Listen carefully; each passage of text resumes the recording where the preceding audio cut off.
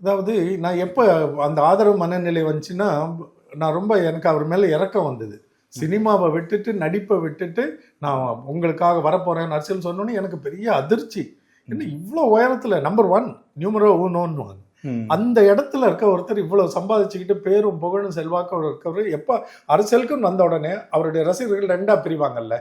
இது வரைக்கும் அவரை நேசித்தவர்கள், அவருக்கு ஆதரவு கொடுக்க போகிறவர்கள், இது வரைக்கும் அவரை நேசித்தவர்கள் ஆனா வெவ்வேறு கட்சி பின்புலம் இருந்தவர்கள். தலைவர் அவங்களுக்குன்னு சீமானை பிடிக்கும், அவங்களுக்குன்னு உதயநிதியை பிடிக்கலாம், ஸ்டாலினை பிடிக்கலாம், கலைஞர் கருணாநிதியை வாரிசா வந்தவங்களா இருக்கலாம் அவரை ரசித்து. அதே மாதிரி எம்ஜிஆர், ஜெயலலிதா, இப்படி ஒவ்வொருத்தருக்கும் ஆதரவாளர்கள். அப்ப இவங்க ரசிகர்கள் அப்படியே ஒரு பெரும் பகுதி பிரிஞ்சு போவாங்கல்ல. அதெல்லாம் இருந்தும் பணத்தையும் புகழையும் அவர் ஒரு அட் ரிஸ்க்னு சொல்லுவோம், கீப்பிங் இட் அட் ஸ்டேக், இதுக்குள்ள வராருன்ற பரிதாபம் எனக்கு வந்து அப்ப ஏதோ உண்மையாலுமே இந்த மனுஷன் ஒன்று பண்ண நினைக்கிறான் அப்படின்ற நம்பிக்கை. நானா இதெல்லாம் யூகம் பண்ணிக்கிட்டது தான். ஆனா அதுக்கு பின்னாடி இவ்வளவு நாடகம் நடந்ததெல்லாம் பின்னாடி தான் எனக்கு தெரிய வந்தது.